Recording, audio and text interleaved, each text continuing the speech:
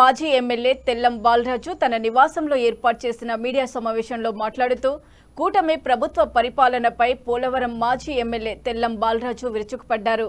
రాష్ట్ర వ్యాప్తంగానూ పోలవరం నియోజకవర్గంలో కూటమి ఎమ్మెల్యే అనుచరుల ఆగడాలు మితిమీరిపోతున్నాయని విమర్శించారు. మట్టి, ఇసుక, గాంజాయ్, జూదం, బెట్టింగులు, బెల్ట్ షాపులు ఎమ్మెల్యే అనుచరులే నిర్వహిస్తున్నట్లు పేర్కొన్నారు. చెరువులో మట్టి, ఇసుక బట్టీలకు తరలించి కాసులు దండుకుంటున్నారని ఆరోపించారు. ఇటీవల జిలుగుమిల్లలో మట్టి తరలిస్తున్న యంత్రాలను ప్రేక్షకులను పోలీసులు స్టేషన్కు తరలిస్తే స్వయంగా ఎమ్మెల్యే స్టేషన్కి వచ్చి పోలీసులపై దుర్భషలాడి దౌర్జన్యంగా చట్టాన్ని చేతిలోకి తీసుకుని యంత్రాలను, ట్రక్కులను తీసుకుపోవటాన్ని ప్రజలు చూస్తున్నారని వెల్లడించారు. ఎమ్మెల్యే చేస్తున్న దందాలు, అరాచకాలపై అధిష్టానం నోరు తెరవకపోవడం విడ్డూరమని విమర్శించారు. పోలవరం నియోజకవర్గం అంటే ఒక బ్రాండ్ ఉండేది. పోలవరం నియోజకవర్గంలో ఒక జాతీయ ప్రాజెక్టు వల్ల, పోలవరం ప్రాజెక్టు వల్ల పేరు, కీర్తి ప్రతిష్టలు కూడా మరి ఆనాడు పెరిగినాయి. ఈరోజు కూటమి ప్రభుత్వం అధికారంలోకి వచ్చిన తర్వాత పోలవరం నియోజకవర్గం అంటే అవినీతికి, అరాచకాలకి, దోపిడికి కేరప్ అడ్రస్గా మరి తయారైంది. కూటమి ప్రభుత్వము అధికారం వచ్చిన తర్వాత కూటమి ఎమ్మెల్యేలు విడిగా దోపిడీ చేస్తున్నారు, విడిగా అవినీతి పనులు చేస్తున్నారు. మట్టి, ఇసుక, బెల్ట్ షాపులు, మద్యం దందా, పేకాట క్లబ్లు, గంజాయి వాళ్ళు చేయని మాఫియా కూడా లేదు. ఈరోజు రాష్ట్రంలో అలాగుంటే పోలవరం నియోజకవర్గం కూడా అదే పరిస్థితులు.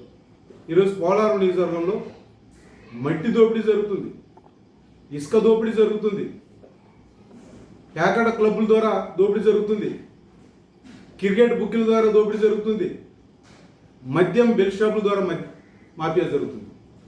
దీనికి శ్రీ బాలరాజు ఎమ్మెల్యే కనుసన్నల్లో వాళ్ళ అనుచరులు చేస్తున్న దోపిడీ. ఈరోజు మట్టి మాఫియా 7 మండలాల్లో శ్రీ బాలరాజు అనుచరులు ఏ విధంగా దోపిడీ చేస్తున్నారో ఈరోజు కళ్ళారా ప్రజలు చూస్తున్నారు. పేపర్లో కథనాలు వస్తున్నాయి, టీవీలో కథనాలు వస్తున్నాయి. కానీ ఈరోజు ప్రభుత్వం, చంద్రబాబు నాయుడు గారు ముఖ్యమంత్రి గారు, పవన్ కళ్యాణ్ ఉప ముఖ్యమంత్రి గారు ఇప్పటి వరకు నోరు ఎత్తడం లేదు. కనీసం ఈ పోలవరం నియోజకవర్గంలో జరుగుతున్న అరాచకాల దోపిడీని నిలదీయడం లేదు, విచారణ లేదు. అంటే శ్రీ బాలరాజుకి, అనుచరులకి ఈరోజు ప్రభుత్వం కానీ, ముఖ్యమంత్రి చంద్రబాబు నాయుడు కానీ, ఉప ముఖ్యమంత్రి కానీ ఈరోజు వత్తాసు పలుకుతున్నారని అర్థమవుతుంది. ఈరోజు పోలవరం నియోజకవర్గంలో ఇంతటి దోపిడీ జరుగుతున్నా కానీ ఈరోజు కన్నెత్తి కూడా ఈరోజు చూడడం లేదు. ఈరోజు ఎటువంటి విచారణ లేదు. ఈరోజు ఈ మట్టితో జేసీబీ ట్రాక్టర్లు దొరికితే సాక్షాత్తు ఒక ఎమ్మెల్యే వెళ్ళి దౌర్జన్యం చేసి పోలీస్ స్టేషన్లో ఉన్న ట్రాక్టర్ని, జేసీబీలని లాక్కెళ్ళంటే చట్టాన్ని ఏ విధంగా ఎమ్మెల్యే చేతిలో తీసుకున్నాడో దీన్ని బట్టి అర్థం చేసుకోవచ్చు. ఈరోజు చట్టం ఎమ్మెల్యేకి చుట్టంగా తయారైంది. ఇటు అధికారులు కూడా భయపడిపోయే పరిస్థితి వచ్చింది. ఇటు పోలీస్ అధికారులే ఈరోజు నిమ్ముకి నీరెత్తి ఉన్నారు. ఈరోజు జిల్లా కలెక్టర్ కానీ, ఎస్పీ కానీ ఇంత జరిగినా కానీ మరి ఇటువంటి యాక్షన్ లేదు. జేసీబీలు తీసుకెళ్తే అక్కడ సీసీ ఫుటేజ్ కూడా ఉంది. ఆ సీసీ ఫుటేజ్ చూస్తే మరి తేటతెల్లం అవుతుంది శ్రీ బాలరాజు ఎమ్మెల్యే యొక్క ఆగడాలు, దోపిడీ ఏ విధంగా ఉందనేది. ఇప్పుడైనా కానీ ప్రభుత్వం కళ్ళు తెరవాలి. ఈ అవినీతిని, శ్రీ బాలరాజు చేస్తున్న అవినీతిని, అరాచకాలని, దోపిడిని అరికట్టాలి. అరికట్టకపోతే వైసీపీ తరఫున మేమందరం కూడా పోరాడుతాం.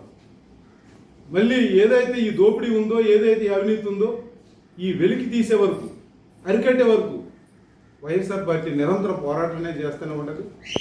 ఇప్పటికైనా ప్రభుత్వం, ఇప్పుడైనా చంద్రబాబు నాయుడు గారు, ఉప ముఖ్యమంత్రి పవన్ కళ్యాణ్ గారు మరి చిరు బాలరాజు చేస్తున్న దోపిడీని, అవినీతిని, ఆరోపణలు, మరి అనేక ఆరోపణలు వచ్చినాయి చిరు బాలరాజు మీద. ఇప్పటి వరకు కూడా ఇటువంటి స్పందన లేదు.